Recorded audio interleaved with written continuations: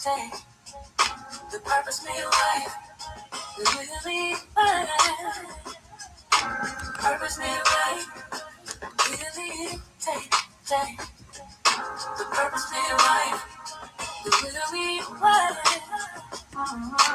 Purpose Midwife.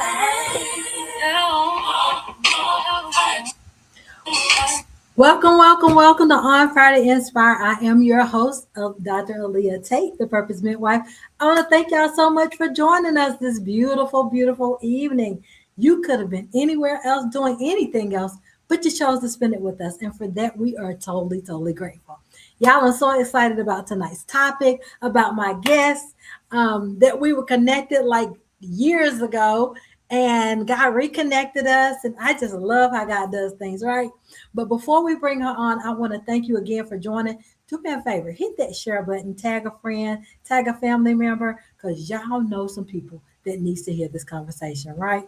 I want to thank Mom Biz Boss, multiple operational managers.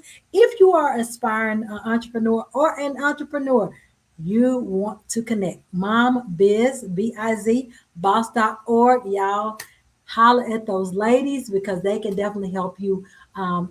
Great evening, Pastor T. Great evening, everyone. Again, tag a friend, share, and thank you, Bridge Services LLC. And if you don't have a copy of any of my books, you can go over to my link tree, or you can go to onfridayinspire.com and get any of my books. You can book me for speaking. You can also book me for emceeing and breath work as well. All right, y'all. So we're going to get started. I'm so, again, excited about the topic. I'm excited about my guest. Y'all, I'm just excited. Can y'all tell? Okay. All right, so we're going to get started with bringing our guest on. This is our first time. So y'all give a warm welcome to Miss Jerri. Look, I'm going to say Dr. Jerri. Oh, welcome to the podcast. How you doing? I'm good. How are you? I'm great. So I want you, because this is your first time in the On Friday Inspire space. So I want you to introduce yourself to everyone's listening. Okay, so first let me just say, since Dr. Aleigha has already started our story as far as how she and I know each other, I am a mother of six. And somewhere years ago, Dr. Aleigha and I crossed paths, and she was promoting a children's book. And when we reconnected just in this past June, I went to inbox her on Facebook. And when the messenger opened, there was already a previous message from didn't it wasn't like 13 years ago, 13, 14 Exactly years ago, 13. where my children, two of my younger girls, were reading her children's book.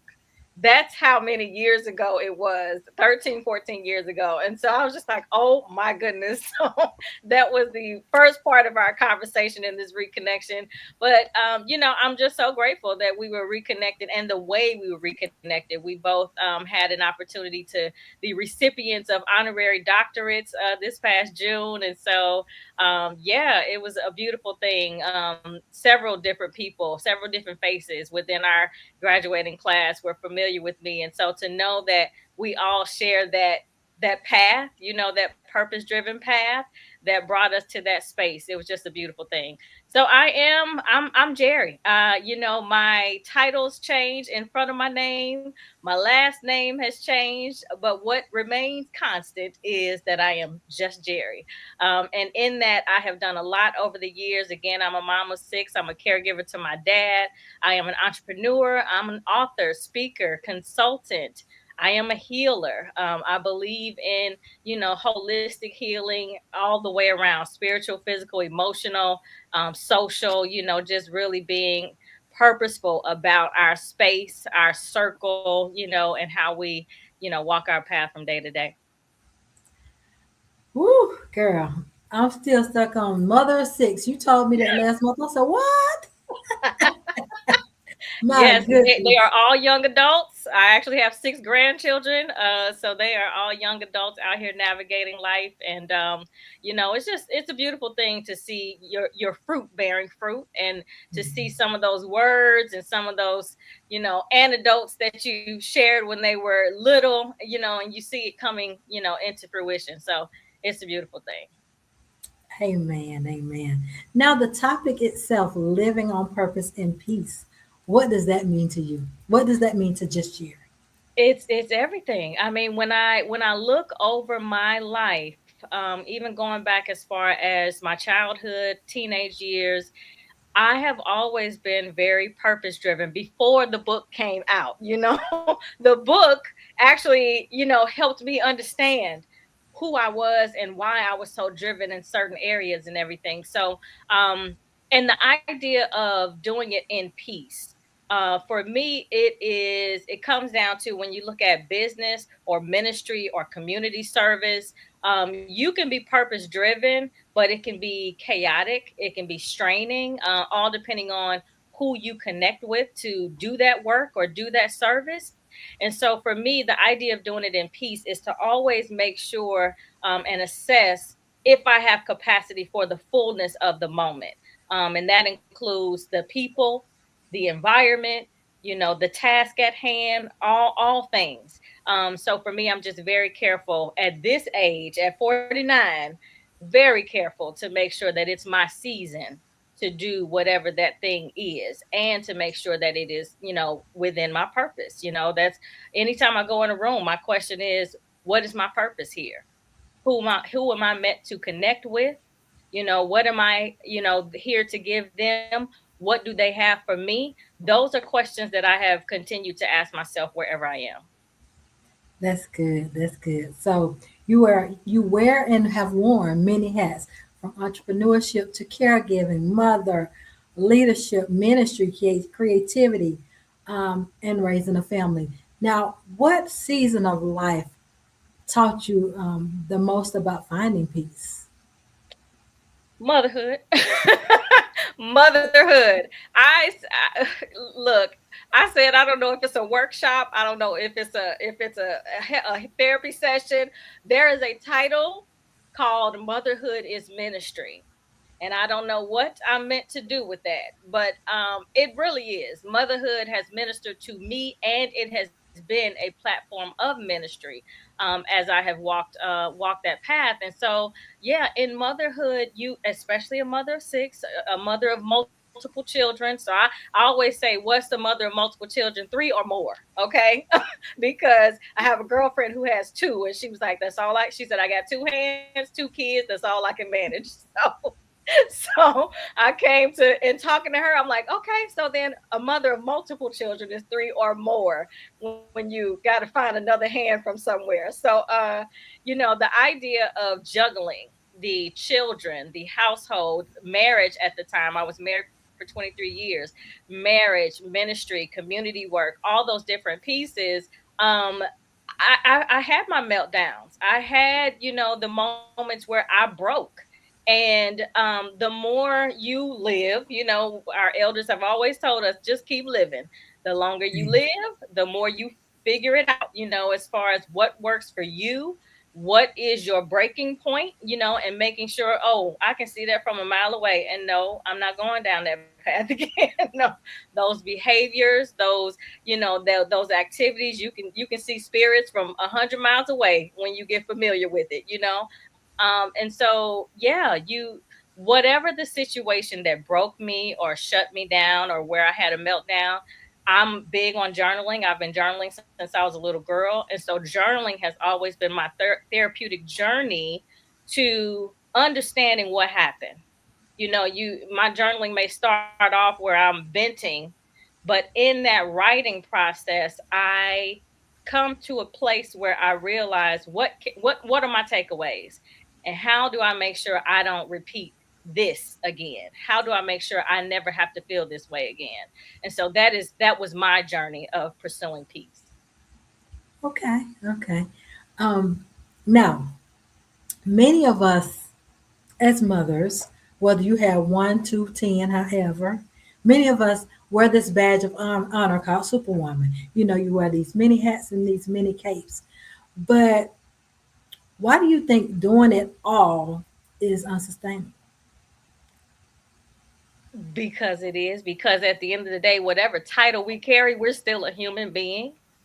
We still need sleep. As soon as we put them kids to sleep, this idea of staying up hours after the kids have went down and getting up before they get up and all that type stuff, at some point it will catch up with you.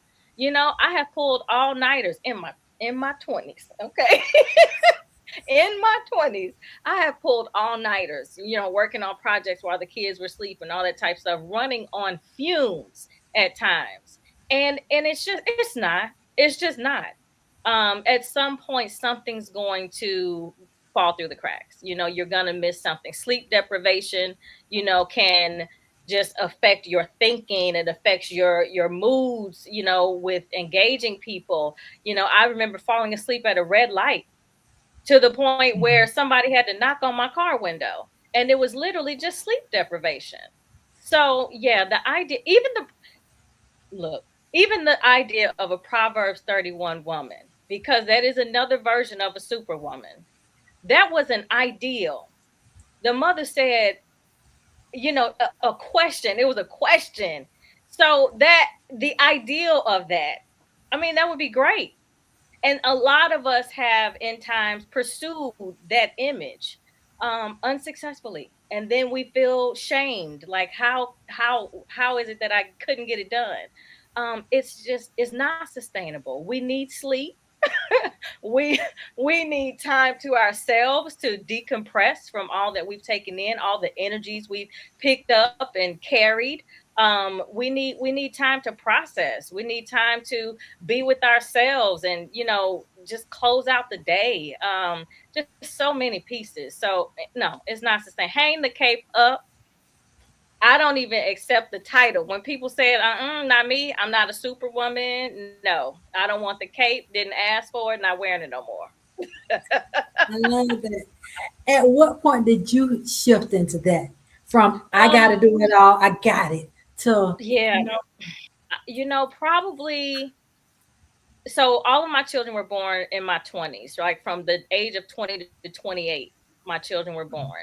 And so I think going into my 30s, as they got older and were able to do more, and then realizing that even as they got older and they were doing more, now I got other people from my village pulling at me and asking for stuff, because I literally became a caregiver to my dad while still raising children. And so I was a sandwiched caregiver. And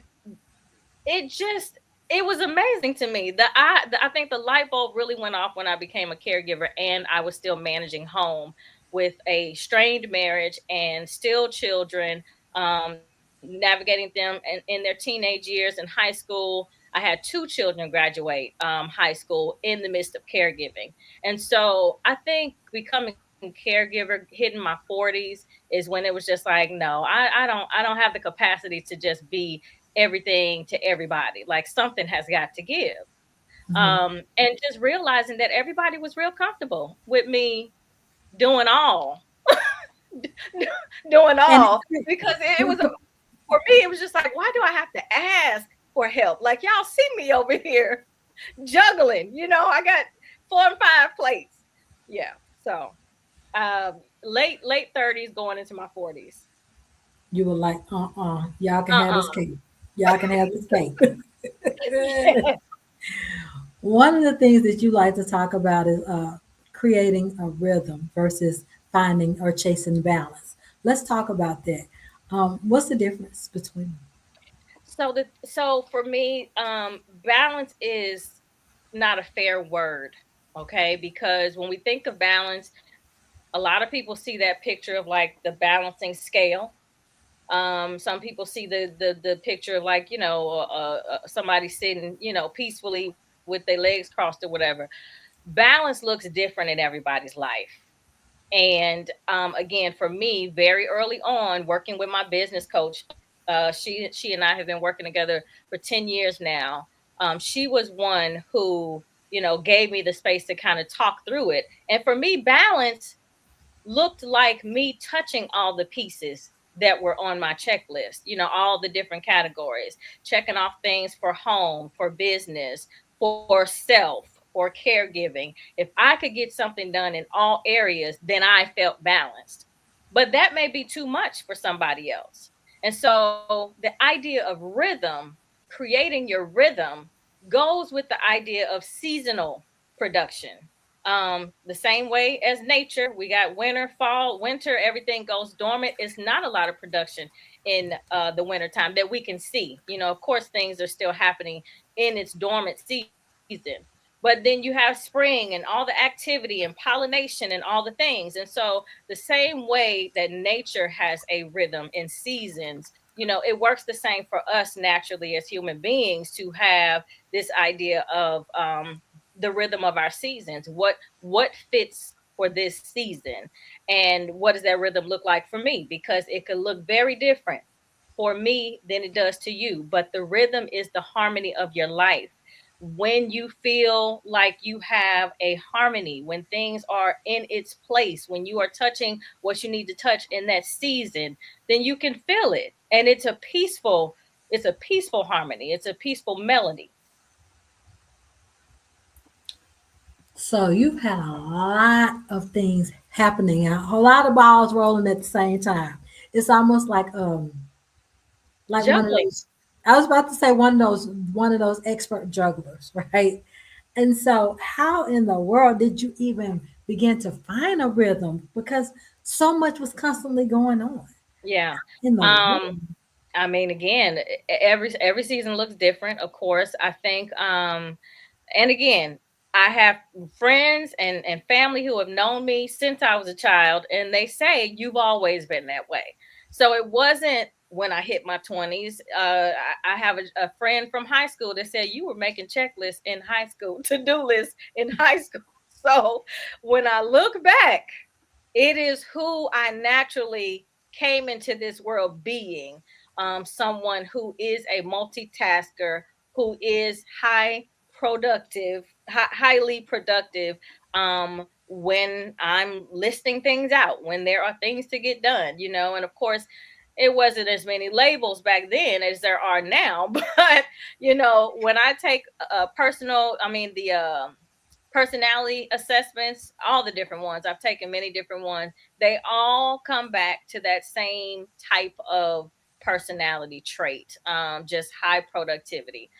So, again, while my life may seem overwhelming for some, because again, I have a girlfriend that's like two kids, two hands, two kids. she, we have been friends for over 20 years, and she will sit back and shake her head at the things that I have accomplished. My business coach is the same way. Like, okay, we get on our calls and I'm listing off what I got done, and she's like, you do realize that that's enough. You don't have to add anything else to the list. But yeah, for me, it is just, I know what I've been, called to do, and what I've been called to leave in this earth. And so, there's times I have to remind myself that there is a tomorrow. Okay, there is a couple of months from now to, so I think the idea of pacing it out, and really, using my calendar and everything. I definitely felt a little stalled during the pandemic, as I'm sure many people did. And so coming out of the pandemic was another eye opener. Like, okay, the world will go on if I don't get it all done today. Like, let me not over utilize my calendar. Let me not overschedule myself. Because we just went a year and a half, with almost nothing on the calendar, right? And the Right. world still went on, and everybody is healthy, and all that good thing, all that good stuff. So I think for me, it was definitely a reminder to just pace it out, and really make it realistic. Make sure that I do not overdo my calendar and my schedule. Yeah, because like you said, Terry had posted. She said everyone was comfortable with me doing it all, and so she was like, she could, I guess, relate to that because she reposted that. So absolutely. Yeah. Now, what are some of Your biggest life transitions. What have some of those things taught you about purpose and identity and peace? What have those transitions taught you about those things? All of my the crazy thing is that while my life was busy in my 20s with having children and everything and being in a new marriage, I really feel like the most pivotal life changes happened in my 40s. I lost my grandparents. I lost several elders in my family. Became a caregiver to my dad, whom was not the dominant or primary parent in my adult life. And so that was a transition in itself of just, you know, acclimating my heart to be open to caring for him. With so many years gone by where he was more of the estranged parent than the primary parent. Um, and, transitioning into quote unquote empty nesting. I mean, I take care of my dad, so that's about as empty as my nest will be. But as far as like graduating my children and getting them off into their next season of life and everything, so many transit. The divorce of 23 years of marriage, that was in my 40s. That's been in the past 4 or 5 years. And so even navigating adulthood as a divorced woman was new because I got married at 21. And so it's, yeah, the 40s, my 40s, this decade, when I turn 50 next year, I am going to be happy to step into a new decade. And when you think about it, you were married all of your adult life. Yeah, yeah, You were. So yeah, so you're excited about this new season, and the shift of that. That's absolutely. exciting. Yeah. Now, what? And this is a big word that we all have to learn. Why are boundaries so important to our well-being? Honey child. Look, okay. Okay, I'm gonna give you two. I'm gonna say it two ways. Boundaries are just as important for us as it is for a racetrack, the guardrails on the racetrack to keep the cars on path. Just as important as the tabernacle, how there were gates for the outer courts, the inner courts, and the Holy of Holies. There are boundaries to give structure to and frame our lives and to keep us on the path that we're supposed to be on. That's just it. I mean, that's the broader response. And we see the trickle effect as soon as we allow somebody to cross our boundary. It's a trickle effect. It may be one time, but it's a trickle effect because once that person knows they can cross your boundary, they will do it again. And so the idea of having boundaries and then sticking to your boundaries is the safest thing you can do for yourself overall, for your health, your mental, your just overall well-being, spiritually as well. Even when it comes down there, people can cross boundaries even when they pray for you. Okay, so there, in every aspect we got to stand on it. When we put those guardrails, those boundaries in place for our life, we got to stand on it. Absolutely. The art of saying no, that's a whole ministry by itself that Yes, I it had to is. learn I used to say later that. in life. Yeah, I said that years ago. The ministry of no is when you say it with a smile. No. And there's no explanation for my no. Absolutely. That's a period. Look, that's on period before they even started saying that. It's a no. And Yes. and the practice of that. I've been a long time member of a women's group called Women of Notability, where we host these coffee talks. Been doing it for over 20 years. And it was in coffee talk years ago that we challenged each other, like practice it. Use the ministry of no and be okay not giving an explanation. Just stop. It's a period. Just say no. That's it. Hmm. And it is hard work, especially for women to not feel like you have to explain or give another option, or well, maybe I mm-mm, mm-mm. Terry said you got to exercise that no muscle. Yep, That's good, Terry. yep, indeed. Got to exercise that no muscle. Yeah, because if you don't exercise it, it's gonna get weak too. And then somebody's gonna cross your boundary, And then it's Hmm. that whole process of building up again to, because we go through this thing of like self shaming and self condemnation, beating yourself up, because you know what you didn't want to do, but you said yes, and and you do this whole thing, and now you have to reset and move forward, and it's okay if you have to do that. Let's not get it twisted. If you do need to reset and stand on your boundaries, so be it. But yeah, that's a whole process when we do have somebody cross our boundary. Now you work with women that look like, I'm not going to say to the extent of who you were in your 20s and 30s, but they're wearing many hats. They're the leaders of the homes, or they're co-leading. They are entrepreneurs. They're community leaders. They are just wearing so many hats. Yeah. What does purposeful leadership look like in that capacity for you to try Yeah, to help people you work with? I think purposeful leadership can easily be interchanged with servant leadership.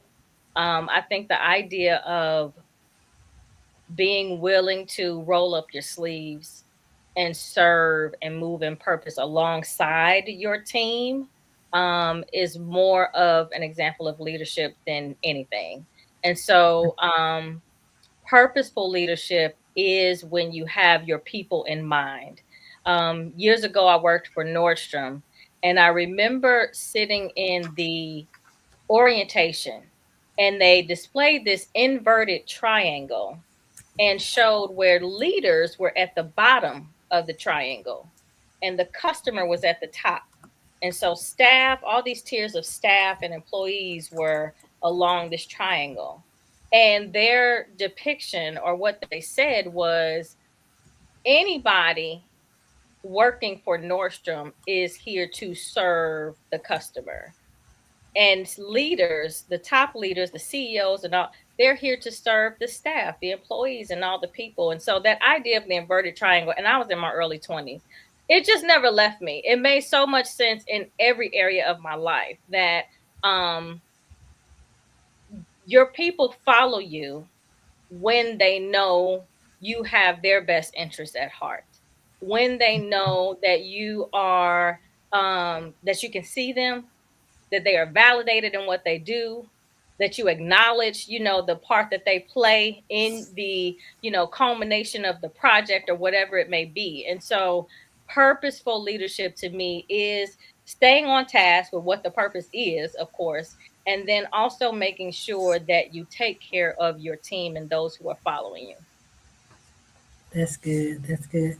So, Jerry, if we had a woman listening right now, she's like, you know what, y'all speaking to me. Um, she's in transition. And so, sometimes shifting from your 20s into 30s and your 30s into 40s, everything looks different in those different seasons. Yeah. So, we're going to talk to those women in transitions, because sometimes when you're in that transition, when you're in that moment, there's not confidence going into that shift. How can we help that woman or the person listening that's in the midst of transition and are like, how can we help them right now? I don't know Yeah. where this came from. I'm just feeling. No, I hear you. I hear you loud and clear. And give yourself some grace. That's what Mm, keeps resonating as you were talking. Give yourself some grace and understand that in transition, it's okay to quiet yourself. It's okay to retreat, to fall back, to step away, whether it is social media or, your social life or what have you. It's okay to step away. Again, thinking about the seasons, there is a season of dormancy where things go within and they come back out better, and this may be transition, may be a dormant season, and it's okay because your springtime will come again. And so that idea of really giving yourself grace, quieting yourself, listening for direction, listening for what the next season will look like, evaluating what in the transition is no longer useful to you, what does not fit your purpose, what are you not taking into the next season. Let transition be a time of reflection and assessment, to prepare, to purge and prepare. I like that. That is real good. I'm a scribe from the heart. Um, I love it. I love it. I love it.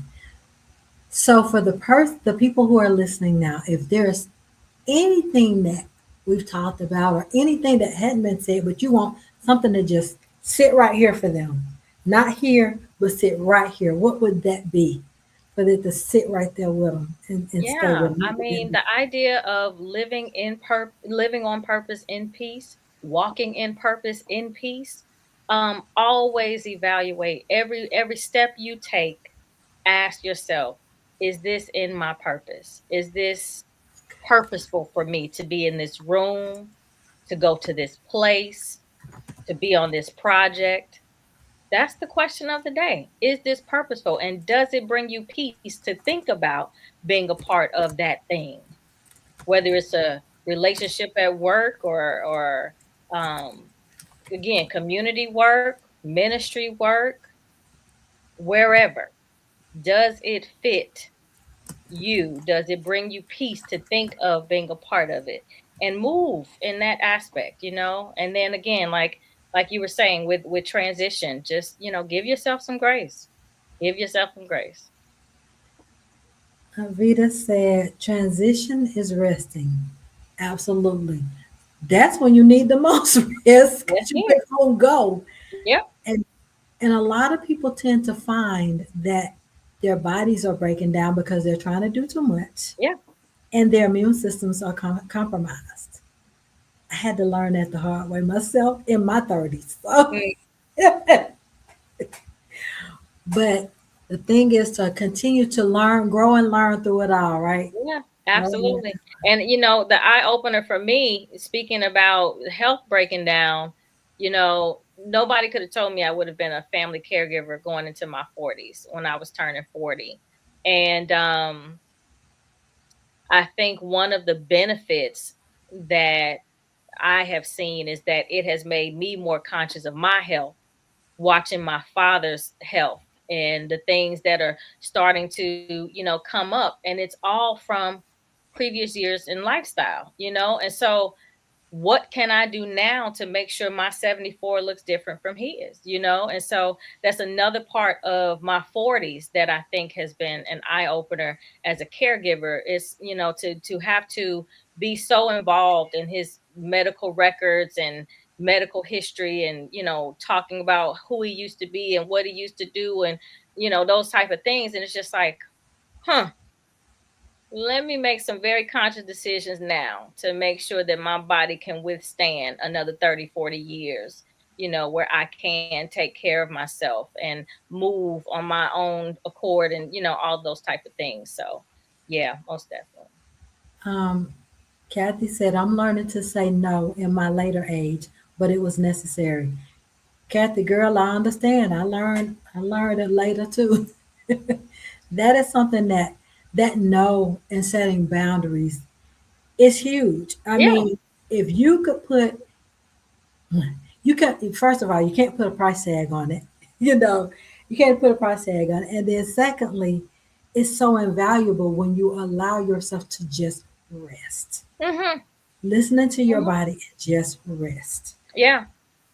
And I smiled the other day. So I don't wear my smartwatch to sleep very often, because like, I just want to be free. I don't want to have nothing on my wrist.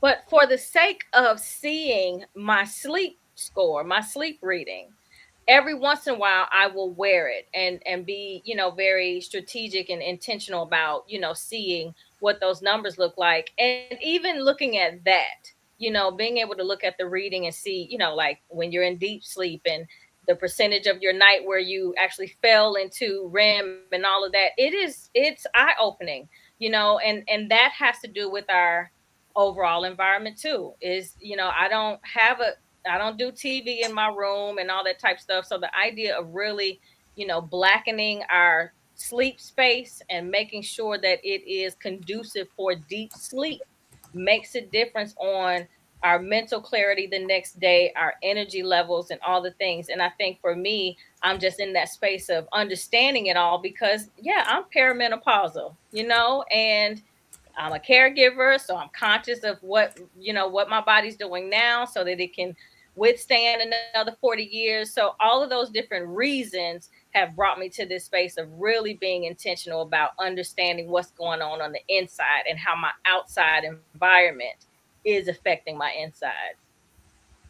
Absolutely, positively. I want to go back to those questions that you just said because that right there just really tap dance all in my spirit, okay? And you said, ask yourself, is this my purpose? Is this in my purpose? Is it purposeful? And does it bring me peace? Yeah. Y'all, when I tell y'all she preached 2 sermons and then some, now it's time to pass the plate. Those 3 questions, y'all. Is it in my purpose? Is it purposeful? And does it bring me peace? Hmm. Because if it doesn't, it's no longer serving you, or Uh-uh. you shouldn't be serving it. Right. It's And no that goes longer. also into, there's a quote out there. I don't know, I can't remember the name of who said it, but the quote said, the day you can turn away from a dollar is the day you've mastered life. Because while we're talking about what's in my purpose and is it purposeful, sometimes money is involved. It may be a contract or a proposal that's been presented to you. But that last question, does it bring me peace? Sometimes we are willing to discount our peace to make sure we got the money coming in. And then hindsight, we say, was it really worth the dollar? Mm, mm, mm, And so, how much is your peace worth? When it comes down to a mm. proposal, or sometimes where there is money involved and it lines up with your purpose, but you can already see that it's going to be some chaos and confusion that's going to disturb your peace. It comes down to the question of, what is my peace worth? Because sometimes we need to walk away from the dollar too. Oh, wait, that's good. Um, Terry said, when we get deep restorative sleep, our bodies heal. Absolutely. That's good. That's Yep. really good because I've been hearing a lot of women who are perimenopausal or menopausal saying they only sleep 3 hours a night or 4 hours a night. And that is wreaking havoc on the immune system and on the body. Yeah. So, as a whole. So, yes, Terry, that is good, good, good. Thank you for And that. again, pursuing peace in your household looks like that routine, that wind down routine, Hmm. dimming your lights throughout the house as the sun is setting. So again, if we follow nature, we can get somewhere. As the sun is setting, start closing your blinds, pulling your curtains, dimming the lights, turn all the ceiling lights out. Use soft light lamps where you need them, if you need them at all.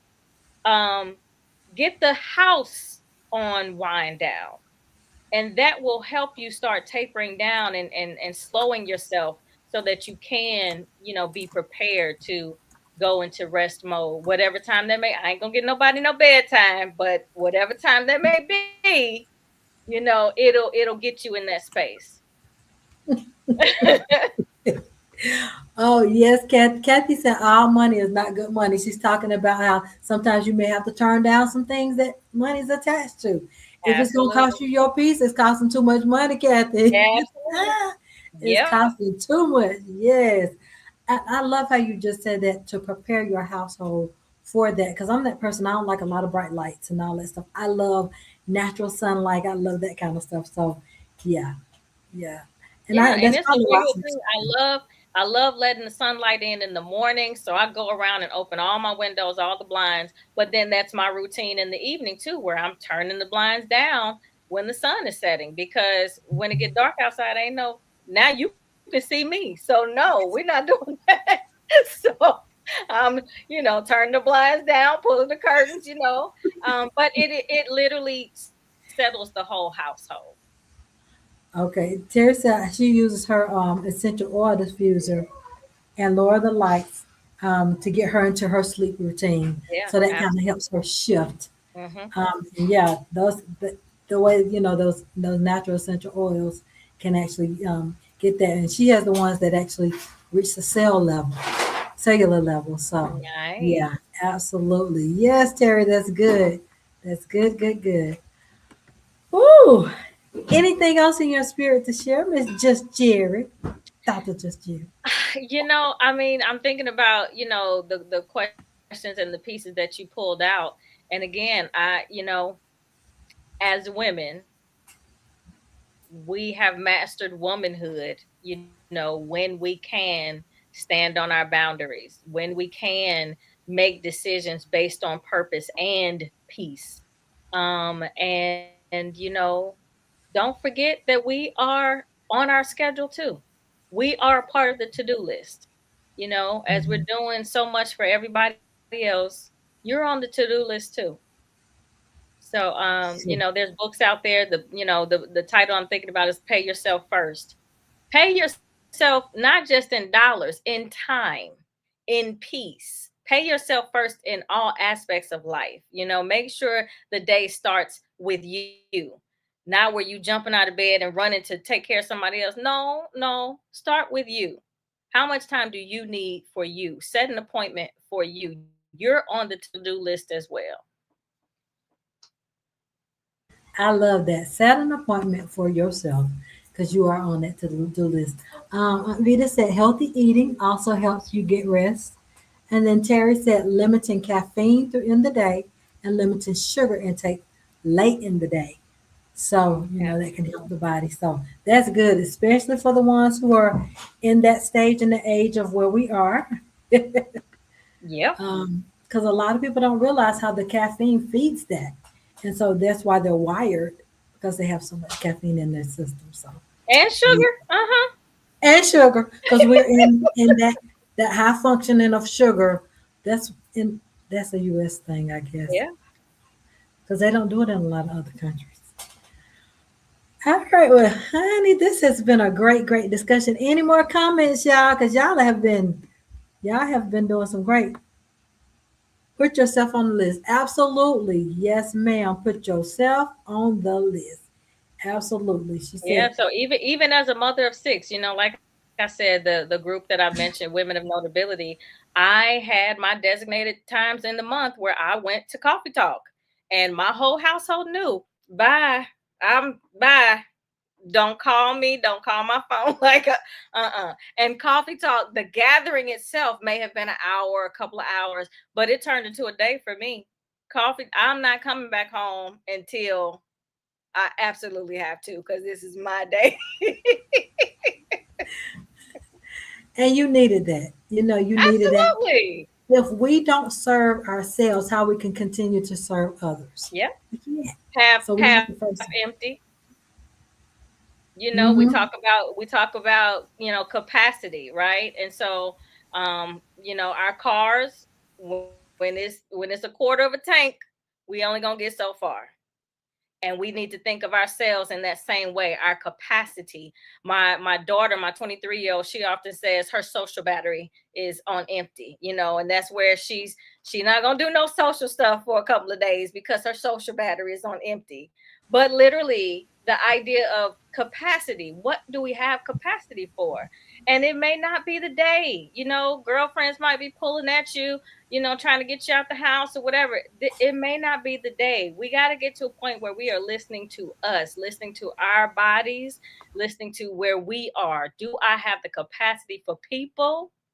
Do I have the capacity for anything other than just breathing today? And be okay if the answer is no, I don't. I don't have the capacity for anything but me today.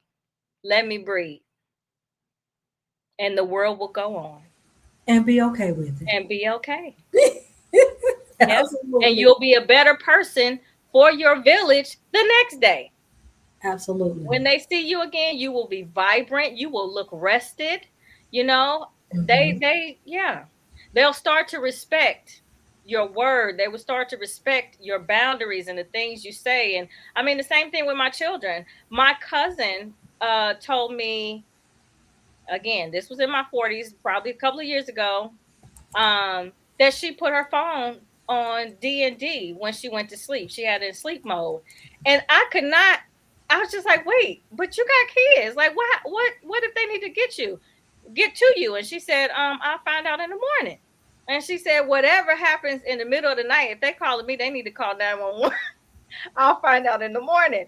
And that really sat with me. It sat with me for some time. And so for over a year now, I've had my phone in sleep mode. It took me a minute to get there, but I am okay with my phone being in sleep mode. And when the notifications come in the morning, so be it.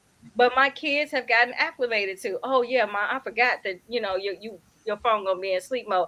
Yes, at 10 o'clock. By 10 o'clock. If you ain't calling me by 10, I don't need to know until the next day. Hey, that was a boundary that you had to set for you. Yeah. And I bet you're serving from a fuller cup and a better place. Yeah, absolutely. Mm-mm-mm. Any final words? This has been a great, great discussion. Any final words? I just appreciate connecting with you. I'm wishing you, much success with all that you're doing. So glad that we Mhm. have connected in this season. And it's just been beautiful. I appreciate the invite and the conversation, and I'm sure we'll have some more collaborations moving forward. We're both authors, so I'm just like, okay, all right. I'm just listening. I'm just listening.